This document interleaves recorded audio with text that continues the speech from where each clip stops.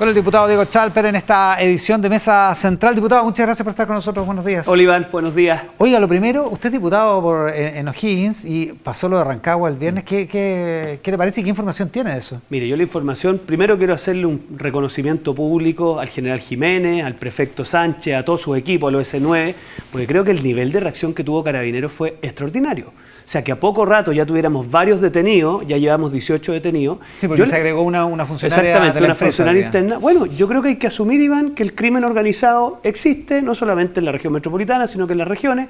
Nosotros tuvimos el secuestro de un empresario hace no tantos meses atrás, extremadamente grave, que también tuvo que ver con crimen organizado. Entonces, yo creo que Chile tiene que asumir que lamentablemente ya no solamente tenemos robos por oportunidad, sino que también tenemos crimen organizado como parte integrante, y por eso yo destaco tanto la respuesta que hubo del Ministerio Público y especialmente Carabineros. Que esto en haya este sido caso. tan rápido, digamos. Tan rápido. Al menos de estas personas. Hay algunos que todavía están fugados. Bueno, todavía no todavía se encuentra el botín, pero lo que tiene de valioso esto es que habiendo todo ese despliegue que involucró explosión de autos, Miguelito, infiltración de la empresa, o sea, todo lo de la trama, que en 4 días ya tengamos 18 detenidos, a mí me parece una cosa bien espectacular. Así que vaya mi reconocimiento, se lo dije personalmente a General Jiménez, pero lo hago público también. Hay hoy, precisamente en la prensa, particularmente en el Mercurio, hay una discusión respecto de si el segundo fast track en materia de seguridad es tan fast como podríamos catalogarlo. ¿Qué piensa usted de esa controversia? O sea, yo partiría de la base, Iván, que el gobierno del presidente Boric básicamente ha podido impulsar las medidas de seguridad y las políticas en materia legislativa de seguridad porque primero abandonó sus proyectos originarios. Usted comprenderá que este gobierno asumió hablando de la militarización del Gualmapu, romantizando la migración ilegal. Entonces ha habido un vuelco muy brutal después del proceso constitucional, que para mí es el punto de inflexión. Segundo, si usted revisa los proyectos de ley que se han aprobado, hoy día la ministra Toá se jacta de algunos en el Mercurio, la inmensa mayoría son aprobados con votos en contra del oficialismo. Entonces hay varios proyectos de ley que no avanzan porque el oficialismo les pone permanentemente la dificultad. Yo hoy día estoy en la comisión mixta del Ministerio de Seguridad Pública, hemos tenido toda la voluntad para avanzar, pero estamos entrampados en pequeñas cosas en donde espero que el gobierno baje sus expectativas y avancemos. Entonces, yo en eso, Iván, soy bastante benevolente con el trabajo que se ha hecho en el Congreso, porque creo que los proyectos de ley han avanzado, pero han avanzado, tengo que ser sincero, a contrapelo del gobierno y a contrapelo del oficialismo. ¿A contrapelo del gobierno? Sí, hay veces, por ejemplo, la tipificación de la migración ilegal, que hoy día estamos todos de acuerdo, se aprobó en la Cámara con una amplia mayoría. ¿Por qué no se incorpora en el fast track? Porque la ministra Toá personalmente en esa negociación le planteó al presidente del Senado que para ellos no era cómodo que estuviera. Bueno, pero la pregunta... Porque hay un sector del oficialismo que legítimamente considera que no existe tal migración ilegal, que se trata de migración irregular porque considera que hay un derecho involucrado. Digamos. Está bien, pero cuando ya la Cámara de Diputados, por una amplísima mayoría, que incorpora diputados oficialistas en una gran porción, aprueba ese proyecto. Todos nos damos cuenta que la migración ilegal es hoy día un problema tremendamente grave para Chile. ¿Qué problema tiene el gobierno de darle tramitación? Si nadie aspira de que los diputados del Partido Comunista y del Frente Amplio que han votado sistemáticamente en contra hoy día lo hagan distinto, pero al menos démosle tramitación a esos proyectos. Ahora, es cierto, hay un argumento en contra de declararlo ilegal, porque significaría, en fin, un proceso judicial y todo eso que, de hecho, haría más dificultosa la expulsión de quienes ingresan irregular o ilegalmente. Digamos. ¿Sabe lo que pasa, Iván? Lo que hemos descubierto, mire, este gobierno en 3 años tiene la cifra de más de 110.000 inmigrantes ilegales. Eso es extremadamente alto. La decisión que toma una persona de irse a otro país no es una decisión que toma usted de la noche a la mañana. Y las cosas que nos han indicado es que parte de las razones que tienen de venirse a Chile es porque los empadronan biométricamente, a poco andar los regularizan y obviamente no hay persecución criminal. Piense usted que el famoso criterio Valencia, ¿qué fue al final? Que el fiscal le dijo a sus fiscales que cada vez que detuvieran a un migrante ilegal pidieran la prisión preventiva, porque lo que ocurría es que los detenían y después los trataban de notificar y no los pillaban nunca más. No, porque ni siquiera sabemos el nombre, exacto. Entonces, yo lo que pido es racionalidad en un tema tan relevante para los chilenos. Ya, pero en ese mismo punto, ya que estamos, ¿qué es lo que haría usted? ¿Qué es lo que propondría usted? ¿Qué es lo que propondría un gobierno de derecha respecto de la migración irregular? Si es que la migración viene también cuando un gobierno de derecha, digamos. Mire, le hicimos llegar a la ministra y al presidente 10 puntos. Para mí el más importante es terminar con la política de empadronamiento, porque eso tiene un efecto de llamado tremendo. Habría que incorporar dentro del inventario algo que acordamos cuando se dispuso el decreto con fuerza de ley para las fuerzas militares en la macrozona norte, que es una policía militar de frontera. Eso es extraordinariamente importante porque tú necesitas un departamento dedicado a eso. ¿Y qué en vez del empadronamiento? Porque hay que tener algún control respecto de las personas nosotros yo creo que vamos a tener que en algún momento reconocer que hay que hacer un proceso de evaluación de quienes están, establecer un plazo para en el fondo, para sincerar la situación.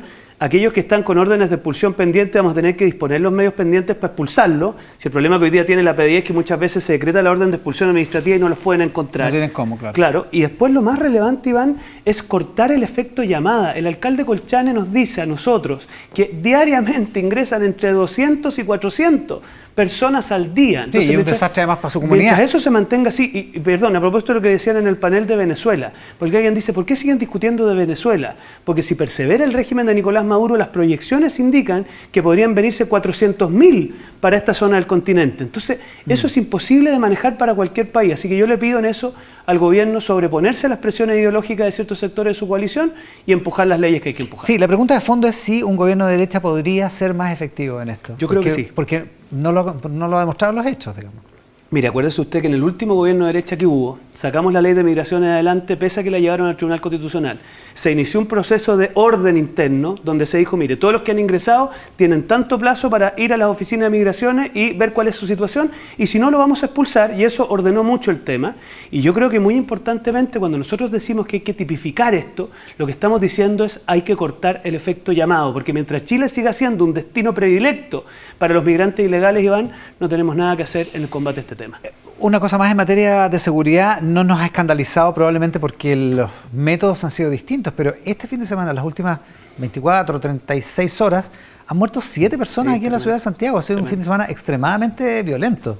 ¿Qué es lo que se puede hacer? ¿Qué es lo que está fallando? Bueno, yo veo con mucha angustia, Iván, la normalización de los crímenes violentos en Chile, los crímenes importados. Efectivamente hay una dimensión que es legislativa, pero yo creo que no podemos seguir en eso. Aquí hay una cuestión de gestión. Lo dijimos hace un tiempo, el programa Calles sin Violencia fracasó. Y eso hay que decirlo así derechamente, porque lo que quisieron hacer fue focalizar ciertas comunas, dotarlas de equipos especiales de la Fiscalía con carabineros, pero eso lo único que hizo fue trasladar muchas veces el crimen a otras comunas, o de frentón no fue suficiente la reacción para inhibir la acción. Entonces, ahora, los alcaldes que piden que el plan Calles sin Violencia esté en sus comunas, ¿no piensan que haya fracasado? Estoy de acuerdo, pero lo que sucede ahí es que cuando usted no es una estrategia de patrullaje mixto, como hemos dicho, mire, usted involucra a la policía municipal, a las policías, digamos, propiamente tales, y además incorpora a la ecuación a las fuerzas militares, que ya en algún minuto vamos a tener que asumirlo así, con anillos de contención. La verdad que el combate al crimen organizado no lo vamos a ganar. Y hoy día, seamos sinceros también, Iván, que el descontrol que hay respecto a la situación en las cárceles es extremadamente grave. Piensa usted la tremenda noticia que se dio con un conflicto de gente del Tren de Aragua con los gendarmes, que también pasó colado. Pero usted lo que tiene en la cárcel al final lo reproduce fuera de la cárcel también. Entonces, yo espero que el gobierno en esto tenga más vehemencia, porque al menos desde la oposición sí vamos a estar dispuestos a apoyarlos en ese tipo de medidas. Oiga, una cosa que antes que se me olvide, van esta semana que viene, van a sesionar en la Antártida. Sí. Usted es parte de la Comisión de Relaciones Exteriores de la Cámara. Sí. ¿De qué se trata eso? ¿Qué van a hacer exactamente? Mire, lo que pasa es que desde el Ministerio de Relaciones Exteriores le piden a la Comisión que hagamos un ejercicio de soberanía pensando especialmente en dos cosas. Uno, en una discusión que se ha generado sobre los límites del continente antártico con Argentina, como una manera de decir, mire, nosotros estamos activos como Estado de Chile en todos nuestros poderes del Estado en el continente antártico. Y un poco lo que comentaban ustedes en la radio el día viernes, que me permito citarlo, que es todo el congreso que se va a suscitar en materia científica como una manera de tener reuniones preparatorias para eso. Así que sí, efectivamente el jueves vamos a estar en la Antártida dando una señal como Estado de Chile de que la presencia de Chile en la Antártida es una prioridad para el Congreso Nacional. Eso es, una señal de soberanía. Exactamente. Hablemos de otra cosa. Y le quiero preguntar en qué está la derecha a partir de esto. ¿Qué piensa del caso de la funcionaria Isabel Amor? ¿Cree que se ha armado demasiado escándalo? Mire, para mí es imposible no hacer una mínima reflexión respecto de la manera en cómo se ejerce el poder por este gobierno. Porque este es un gobierno que tiene una seguidilla de cosas. Primer año de gobierno, a propósito del proceso constitucional, la Contraloría tuvo que decirle, paremos un poquito el uso de recursos del Estado en la campaña, porque en la práctica la moneda se transformó en la jefatura de campaña y la apruebo. Año siguiente, indultos presidenciales. No tengo recuerdos del retorno a la democracia que el Pleno de la Corte Suprema le hubiese recordado al presidente de la República que respetara la autonomía del Poder Judicial. Caso convenios, pensiones de gracia. Eso fue por el comentario de uno de los indultos del presidente. Es, extremadamente grave. Y por último, este caso, a mí lo que me pasa al final es que siento que hay un abuso de poder tremendo. Porque mire, 2/3 partes del Comité de Alta Dirección Pública que propone la terna son gente de confianza de la ministra. La jefa de servicio que resuelve la terna es de confianza de la ministra. Por lo tanto, a esa altura ya estos nombres estaban arriba de la mesa. Estamos hablando de una persona que había ejercido en el Instituto Nacional de Derechos Humanos. O sea, tema de derechos humanos, me cuesta imaginar un lugar más conflictivo. Durante los 50 años del golpe, le tocó a ella encabezar los discursos. Y resulta que habiendo transcurrido todo este proceso, se vinieron a dar cuenta ahora que era una persona que podía incomodar la posición oficial del gobierno. Entonces, eso a mí me parece muy grave porque la exponen a ella a una cosa extremadamente difícil, complicada. Y yo francamente creo que la falta de capacidad de este gobierno de fijar un estándar claro y de dar una respuesta contundente a esta altura es de un abuso extremadamente grave respecto de ella y respecto de otros que puedan estar en su situación. Yo me pregunto, ¿cuál es el estándar para el gobierno en esta materia? ¿Qué es lo que dijo la señora Amor que es tan grave? Hasta aquí no tenemos respuesta, Iván. El Servicio Nacional de la Mujer le respondió un oficio a la Cámara, en un oficio a la Cámara de Diputados que había preguntado qué es lo que pasaba. Aparte de eso, ¿ustedes han pensado en hacer alguna otra acción desde el Congreso? Mire, a ver, varios en la bancada sostienen que en la Comisión de Mujeres hay que citar a la ministra para que explique esta situación. Yo creo que no es casual ni menor que este gobierno se declare un gobierno feminista. O sea, no por nada usted tiene a la ministra de la Mujer en el comité político, o sea, la tiene en la más alta instancia de gobierno. Y por lo mismo a mí me preocupa que no nos demos cuenta de que aquí a nadie se le puede perseguir de una manera tan brutal por sus pensamientos también. Yo puedo entender que alguna declaración le sea incómoda al gobierno, está bien, pero había mucho tiempo antes para impedir esta situación. Una pérdida de confianza el segundo día, Iván, yo no tengo recuerdo que haya ocurrido antes. Entonces yo lo que le pido al presidente es que él tome la palabra. Yo tengo mi opinión personal, creo que la continuidad de la ministra de la Mujer está altamente puesta en tela de juicio, pero eso es algo que tendrá que resolver el presidente. Pero lo que no puede pasar es que una persona sea tan agredida como la manera que ha sido la señora Amor. Ahora, le pregunto esto porque el tema, por supuesto, es noticioso, pero también porque se echa de menos que la derecha tenga una posición respecto a eso, que articule una posición en esto, que articule una posición respecto de Venezuela, que articule, en fin, en general, digamos, para decírselo en una palabra, está media desarticulada la derecha. Ay. Bueno, mire, como uno lo invitan aquí para dar opiniones, yo creo que efectivamente no hemos sido capaces de tener la suficiente articulación para tener una opinión firme, que sea capaz de plantear contrapuntos claros en este tipo de casos y al mismo tiempo ofrecer caminos alternativos. Entonces, ¿qué le pasa a la derecha que no está en posición de hacerlo? A ver, yo creo que tenemos que reconocer que hoy día hay una nueva realidad en la derecha, donde usted tiene ciertos proyectos dentro de la derecha que son identitarios, que aspiran a obtener una minoría influyente y eso los posiciona en todos los puntos de una determinada manera, y otros proyectos que somos mayoritarios, es decir, que aspiramos a lograr una mayoría para lograr un cambio de gobierno y que no nos satisface solamente hablarle a nuestros pequeños nichos ni tener, por decirlo así, triunfos morales. Esa realidad nueva nos obliga a entender que la manera en cómo hemos hecho oposición tiene que cambiar. Yo me alegro saber, porque lo sé, que los presidentes de los partidos Chile Vamos van a volver a reestructurar a la coalición, vamos a volver a tener comités políticos de coalición, vocerías de coalición, porque era algo que básicamente varios veníamos empujando hace bastante rato, y la relación con las otras oposiciones tiene que tener un canal institucional. Yo lo que le pido a los presidentes de los partidos es que generemos un canal institucional y conocido de conversación, que la opinión pública conozca, que la prensa pueda ir a escrutar. Yo creo que es indispensable, Iván, para lograr un cambio de gobierno. ¿Y por qué le pasó esto a la derecha? ¿Porque se perdió demasiado tiempo discutiendo sobre las listas municipales? O sea, yo creo que nosotros nos falta incorporar dentro de nuestra cultura política el articularnos dentro de proyectos mayoritarios, porque yo tengo claro que hoy día Renovación Nacional, la UDI y Evópolis son tres proyectos que tienen, por supuesto, un planteamiento distinto, pero que enfrentado a la coyuntura, evidentemente tienen que subsumirse en el paraguas de Chile Vamos. Y eso tenemos que asumirlo comunicacionalmente, políticamente, articuladamente, y yo creo que si no lo hacemos no estamos leyendo bien el escenario político actual. O sea, si ustedes fueran un equipo de fútbol, estarían fuera del Mundial, digamos. Yo creo que estaríamos usando la calculadora... Perdiendo la clasificación. Pero mira, lo que es más grave es lo siguiente. Con un gobierno que sistemáticamente tiene altas tasas de desaprobación, la posibilidad nuestra de volver al gobierno y ofrecerle una alternativa al país está a la vuelta de la esquina. Pero para eso tenemos que articular un proyecto alternativo, decirle a los chilenos qué es lo que queremos hacer y con mucha claridad decirle a los chilenos que no es parte de nuestro inventario el error semanal que el gobierno tiene en el tema que usted mire. Mire, el tema de las listas de espera, por ejemplo.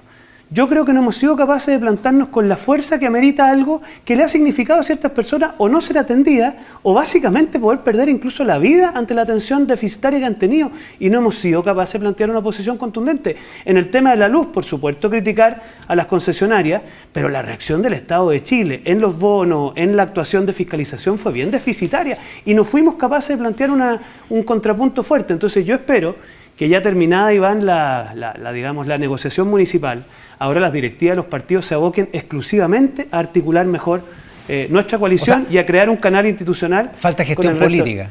Yo creo que falta poner esto como primer prioridad en la agenda y entender que solo unidos vamos a ser capaces de ser una alternativa de gobierno para esto. ¿Y esto no está en primer lugar por la negociación municipal? Yo creo que sí, yo creo que la negociación municipal fue muy exigente, porque cuando usted negocia con 8 partidos, es distinto a negociar con menos.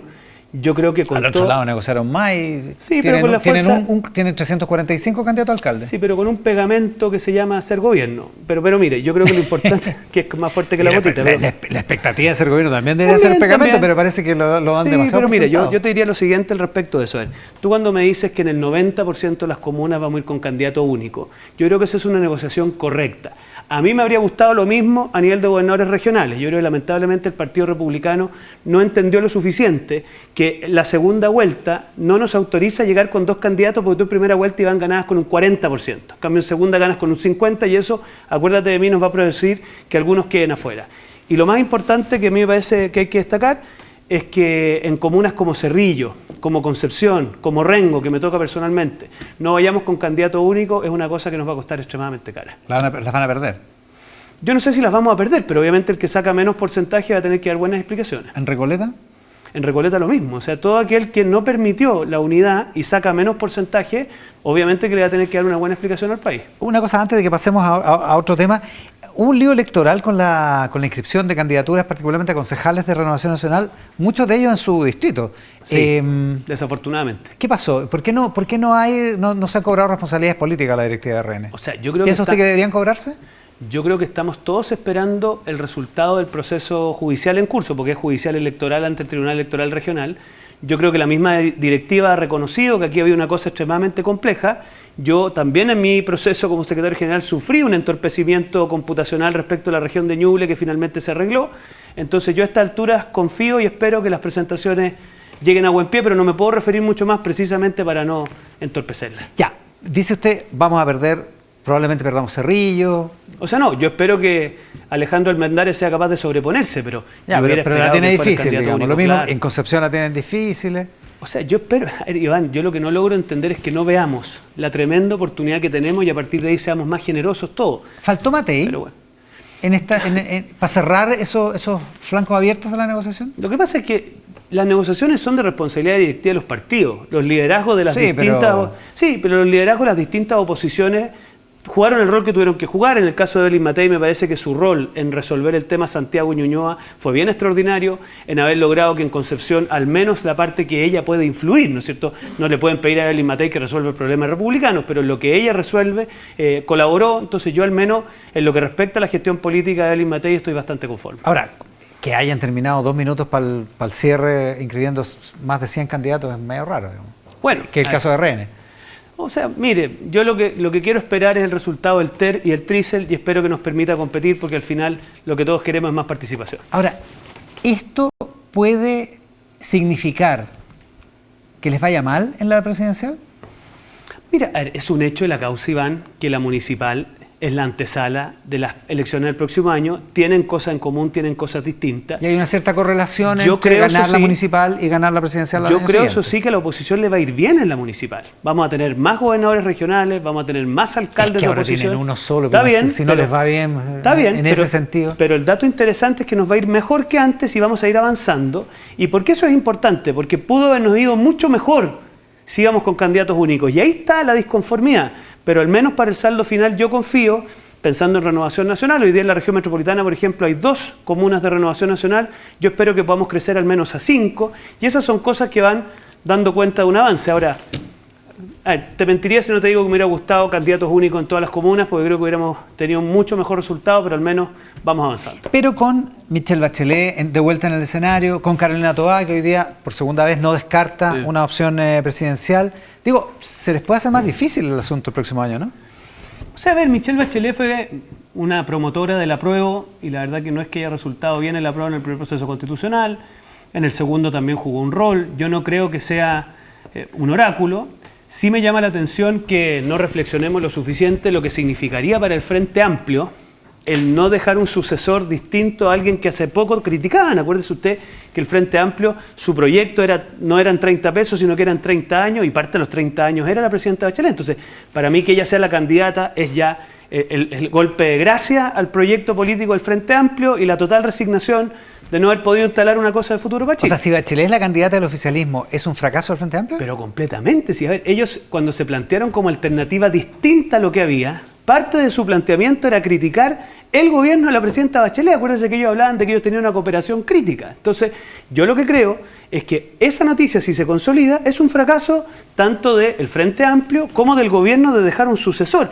Yo no tengo ninguna duda que cuando el presidente Boric asumió el poder, dentro de su cabeza no estaba entregarle el poder eventualmente a Michelle Bachelet. Entonces, yo creo que ahí hay un elemento que tenemos que escrutar. Y lo segundo interesante, Iván, que hay que mirarlo, Bachelet tiene la gracia de que aglutina un mundo dentro del cual está el Partido Comunista y en paralelo altos dirigentes del socialismo democrático dicen que no se proyectan de cara al futuro en una alianza con el Partido Comunista. Pero por el problema de Venezuela. Bueno, pero más que por el tema de Venezuela, porque el Partido Comunista en la disyuntiva probablemente más importante en el último tiempo en Latinoamérica prefirió estar del lado de las dictaduras que de las democracias. Entonces, en ese cuadro, yo creo que la presencia de Bachelet, claro, va a permitirle al Partido Comunista estar más cómodo, pero yo no tengo tan claro que el socialismo democrático esté hoy día en posición tan simple de incorporar un partido abiertamente contrario a la democracia como ha sido el Partido Comunista. Ahora, dicho eso y haciendo política ficción, ¿no es más difícil para Evelyn Matei ganarle a Bachelet que a cualquier otro candidato?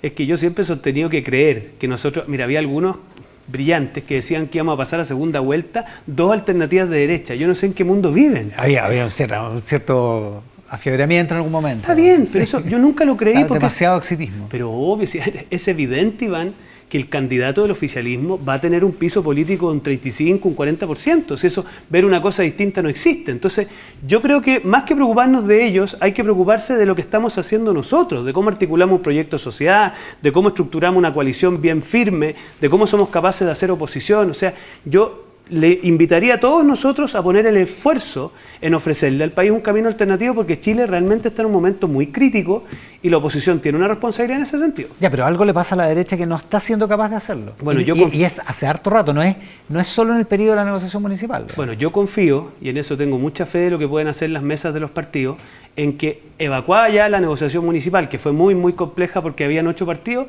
seamos capaces de entender que para adelante no tenemos alternativa. O nos articulamos de manera colectiva o francamente nos vamos a farrear una tremenda oportunidad. Hay un problema dando vuelta y que va a seguir dando vuelta después de la municipal que se llama reforma de pensiones. Donde en la derecha hay aparentemente al menos 2 posiciones, digamos. ¿En cuál está usted? Yo no creo que haya tantas 2 posiciones, porque mira, yo creo que estamos todos contestes que este es un tema que hay que resolver. De hecho, el gobierno que más ha hecho al respecto es la pensión garantizada universal, que es el presidente Piñera. Yo creo que la pregunta surge respecto de cómo hacer algo que tenga sustento técnico, que tenga respaldo ciudadano y que tenga votos en el Congreso. Y ahí el gobierno insiste, el Frente Amplio, de hecho, hace un par de días atrás lo volvió a insistir, en que el seguro social, que es una manera de llamarle al fondo de reparto, Iván, puede ser un camino. Y la verdad es que hasta aquí no nos han mostrado ninguna evidencia que demuestre que el mermarle capacidad de ahorro a los actuales cotizantes vaya en el largo plazo a ser sostenible para los futuros jubilados. Entonces nosotros no podemos sumar una cuarta mala reforma al historial de Chile. Piensa usted que llevamos la reforma tributaria de Bachelet, desastrosa. Reforma educacional de Bachelet, desastrosa. Reforma política de Bachelet, desastrosa. Y ahora quieren que seamos una cuarta reforma mal hecha. Entonces, nuestra convicción es que hay que llegar a un acuerdo que permita una buena reforma. Se abrió la posibilidad de los bonos de reconocimiento, que es que un porcentaje sea una especie de préstamo al Estado. Yo al menos creo que esa idea que surge de Bernardo Fontaine es un camino interesante, pero tengo que reconocer que hay que darle garantía a los chilenos que eso no va a ser topón para adentro, pues, entonces, yo creo que sí, pues, entonces... Que se deben estatizar. A ver, lo que pasa es que cuando uno ve que ellos cuando tuvieron el poder, que fue a fines del gobierno anterior, y especialmente en el primer año, donde en el proceso constitucional que quisieron impulsar, básicamente estaban abiertos a estas posibilidades, yo quiero que los chilenos tengan la garantía que eso no va a pasar, y creo, Iván, que hay que hacer una reforma constitucional que asegure la propiedad no solo sobre las pensiones, sino que también sobre las cotizaciones, como una manera de darle garantía a los chilenos. Ya, eso puede ser una garantía. Ahora, dicho eso, ¿usted es partidario o considera que es imprescindible que esto se cierre en este periodo presidencial y que no quede abierto para un eventual gobierno de Evelyn Matei? Mire, para mí lo imprescindible es que hagamos una buena reforma y la verdad es que dado que ya se ha hecho un acuerdo de tramitación y que esto en la práctica se va a resolver a principios del próximo año, yo no tengo ninguna duda de que se va a llegar a una buena reforma. Y hay algunos me dicen, veo a su presidente de partido muy abierto. Mire, nosotros desde Renovación siempre estamos abiertos al diálogo, pero distinto es que seamos complacientes, porque tenemos extremadamente claro que no sacamos nada con acordar algo, que después uno llegue a su bancada y a su partido y no encuentre apoyo, y en eso, créame, el presidente Galilea lo tiene absolutamente claro. Con el diputado de Renovación Nacional, Diego Chalper, hoy en Mesa Central. Diputado, muchas gracias por estar con nosotros hoy día. Gracias, Iván. Que tenga buen día. Gracias por la gentileza.